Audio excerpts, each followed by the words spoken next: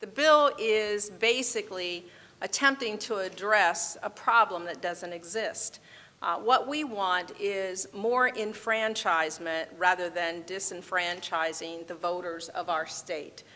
We're talking about eligible voters. We're talking about people who are entitled to vote, and we're changing the rules of the game.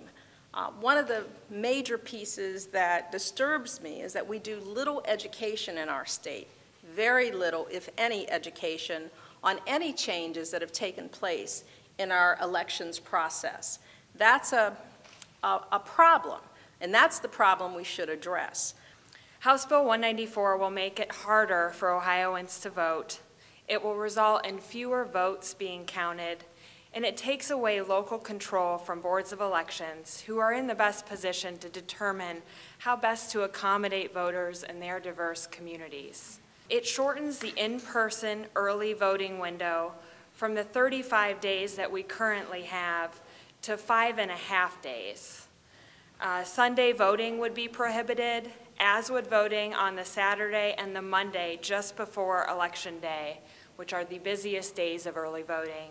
And Saturday voting would be only allowed for 4 hours. You don't need to be an election law professor to figure out what's going on here.